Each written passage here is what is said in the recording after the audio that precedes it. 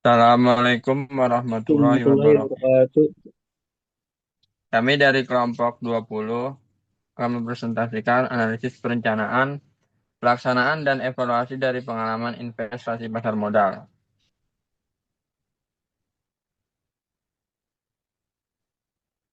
1.1 Latar belakang. Digitalisasi dalam pasar modal mempermudah akses bagi investor. Platform online, trading, dan aplikasi investasi dapat meningkatkan partisipasi dan membuat proses investasi menjadi lebih efisien.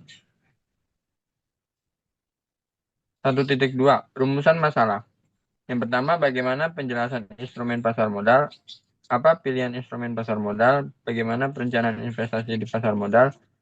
Dan terakhir, bagaimana evaluasi dari pengalaman investasi di pasar modal?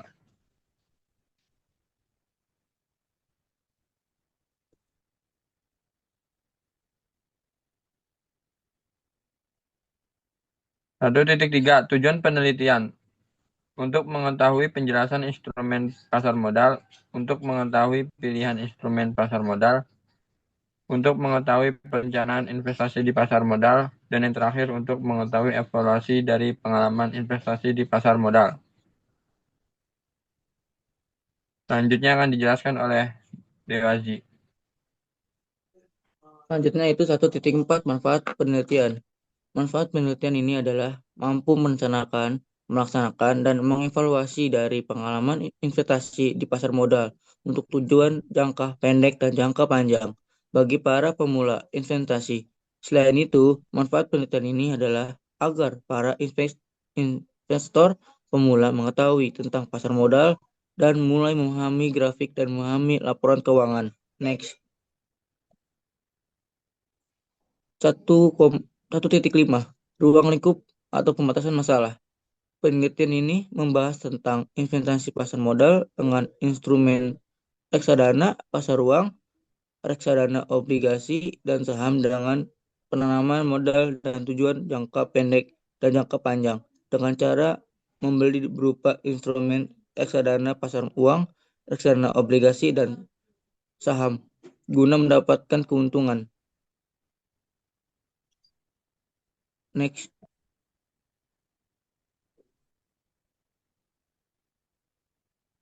2.1 Perencanaan investasi reksadana obligasi Batavia dan Nakas Maxima.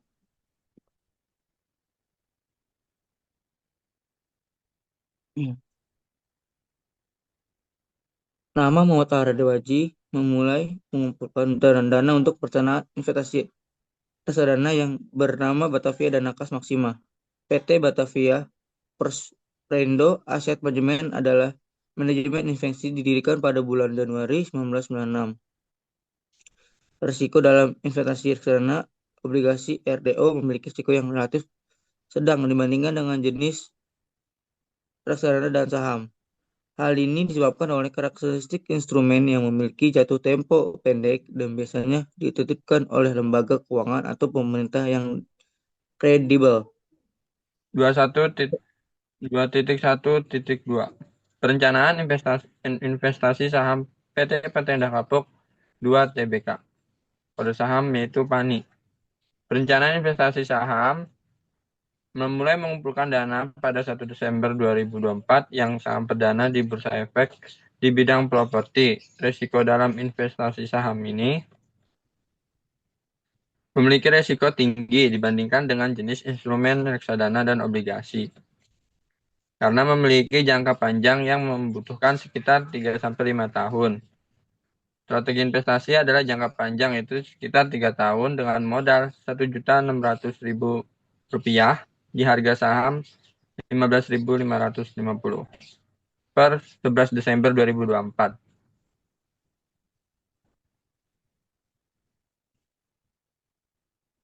Membeli harga murah, menjual di harga tinggi, selanjutnya menggunakan strategi DCA, Dollar Cost Averaging, menabung rutin dan analisa teknikal.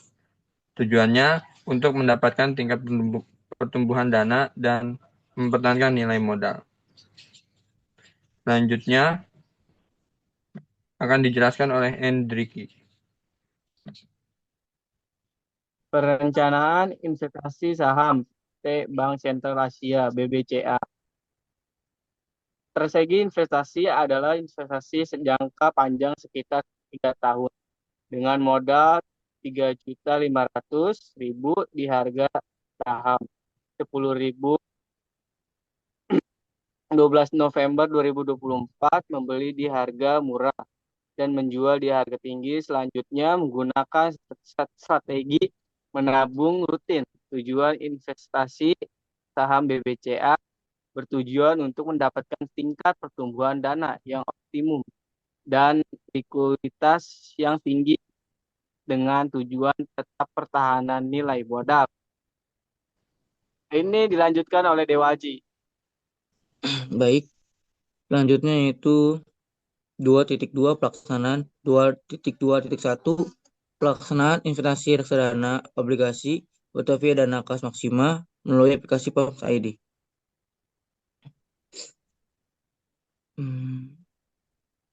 Tujuan investasi ini adalah untuk menambah wawasan untuk bermain trading dan reksadana memiliki risiko yang kecil dibanding saham.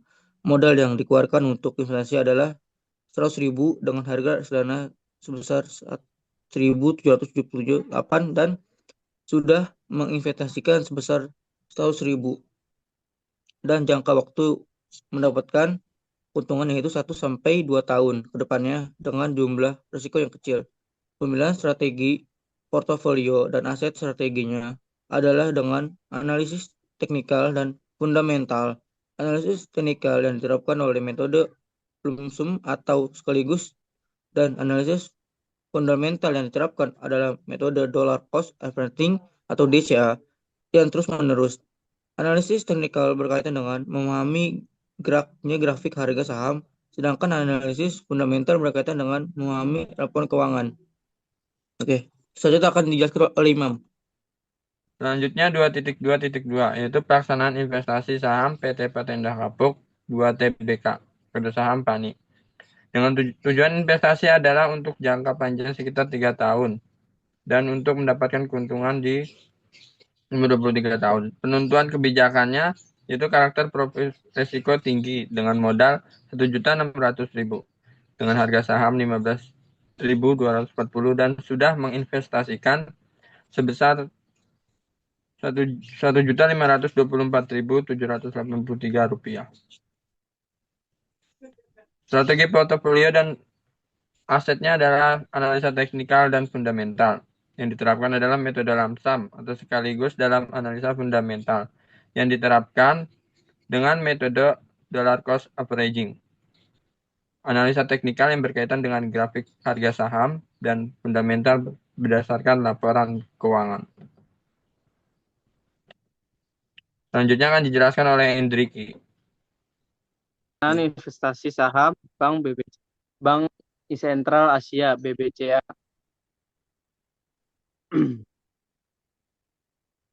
Strategi investasi jangka panjang sekitar 3 tahun dengan modal membeli di harga murah, dijual harga tinggi. Selanjutnya menggunakan strategi menabung rutin. Tujuan investasi saham BBCA tujuan untuk mendapatkan tingkat pertumbuhan dan yang optimum dan likuiditas yang tinggi dengan tujuan tetap mempertahankan nilai modal. Dilanjutkan oleh Dewaji. Oke, baik, saya akan melanjutkan apa yang sudah dibaca, yaitu 2.3 evaluasi 2.3.1 evaluasi investasi reksadana obligasi Batavia Dana Kas Maksima. Berdasarkan tabel berikut bahwa evaluasi reksadana Batavia Dana Kas Maksima di mana sedang profit yaitu 0,11% pada tanggal 16 Desember 2024 yang memiliki sifat risiko yang kecil dibanding saham yang memiliki sifat risiko yang high, tetapi reksadana memiliki pendapatan yang kecil karena lambatnya untuk profit naiknya. Pada tanggal 16 Desember 2024 adalah pertama laporan laba rugi sebesar 414 M dan pendapatan sebesar 640 M. Kedua, laporan neraca total aset sebesar 13 triliun, total ligabilitas sebesar 327 miliar. Selanjutnya akan dibacakan oleh Imam.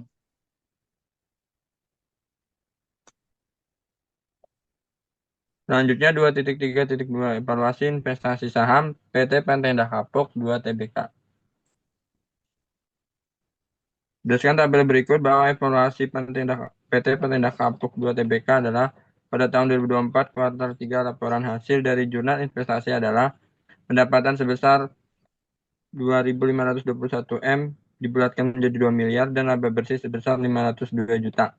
Laporan neraca total aset sebesar 44.146 miliar dibulatkan menjadi 44 miliar, total utangnya 17.847 miliar dan total modal sebesar 19.923 miliar. Pada 13 Desember 2024, return 2,80%.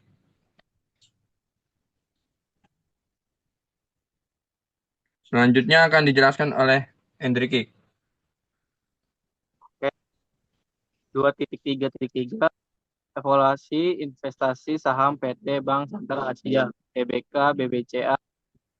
Berdasarkan tabel berikut bahwa evaluasi saham PT Bank Sentral Asia (TBK) dengan kode saham BBCA return 1,81% pada tanggal 16 Desember 2024 adalah pertama, laporan laba rugi sebesar 14 triliun dan mendapatkan sebesar 29,8 triliun. Bab 3 penutupan. 3.1 kesimpulan.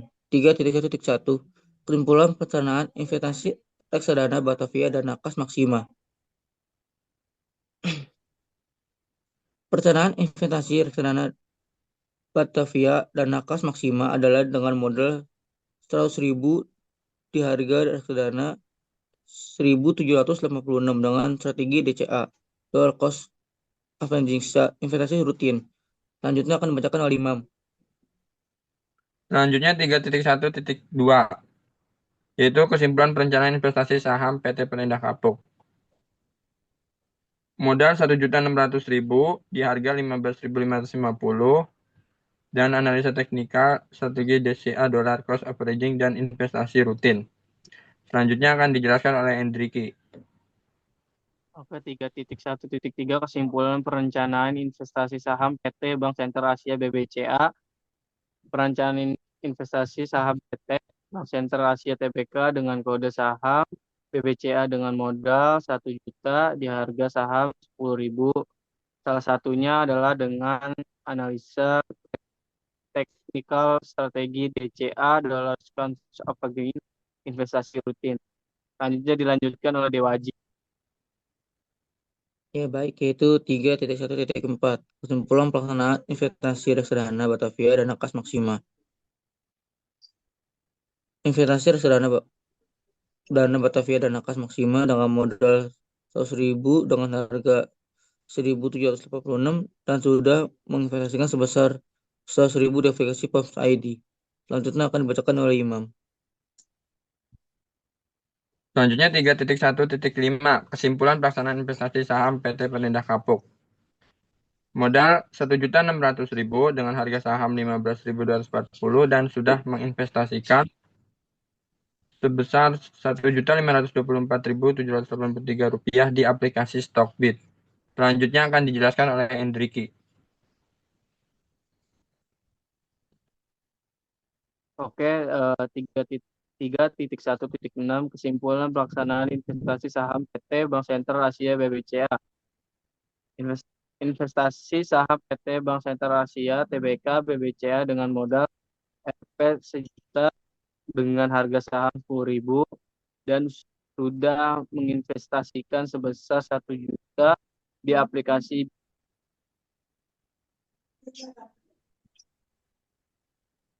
Selanjutnya dibaca oleh Dewaji. Selanjutnya 3.1.7 kesimpulan evaluasi investasi reksadana Batavia dan Nakas Maxima. Berdasarkan hasil implementasi bahwa investasi reksadana obligasi dengan return 0,11% artinya mengalami profit keuntungan sebesar dari jumlah investasi dikali dengan persentase return. Selanjutnya akan dijelaskan oleh Imam. Selanjutnya 3.1.8 kesimpulan evaluasi investasi saham PT Pelindang Kapuk. Berdasarkan hasil implementasi bahwa saham PT Pelindang Kapuk dengan return 2,80% artinya mengalami profit keuntungan sebesar dari jumlah investasi dikali dengan persentase return. Selanjutnya akan dijelaskan oleh Hendriki. 3.1.9 kesimpulan evaluasi investasi saham PT Bank Sentral Asia BBCA berdasarkan hasil implementasi bahwa investasi saham PT Bank Sentral Asia TBK BBCA dengan return minus 1,81% artinya mengalami loss kerugian sebesar dari jumlah investasi dikali dengan persentase return. Selanjutnya dibaca oleh Dewaji. Implementasi strategi yang efektif dalam pasar modal di Indonesia sangat penting untuk mencapai pertumbuhan yang berkelanjutan dengan kolaborasi antara berbagai pihak dan pemanfaatan teknologi. Pasar modal dapat berkembang dengan memberikan manfaat bagi kita semua. Selanjutnya akan dijelaskan oleh Imam. Selanjutnya saran edukasi tentang investasi sangat penting untuk meningkatkan partisipasi masyarakat dalam pasar modal dengan meningkatkan pengetahuan tentang risiko dan percaya diri untuk berinvestasi.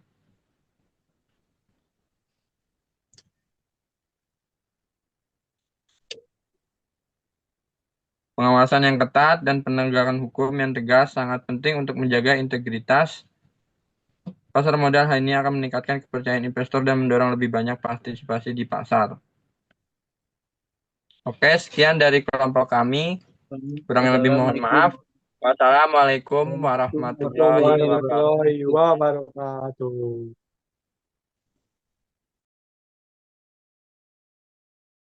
And I'll go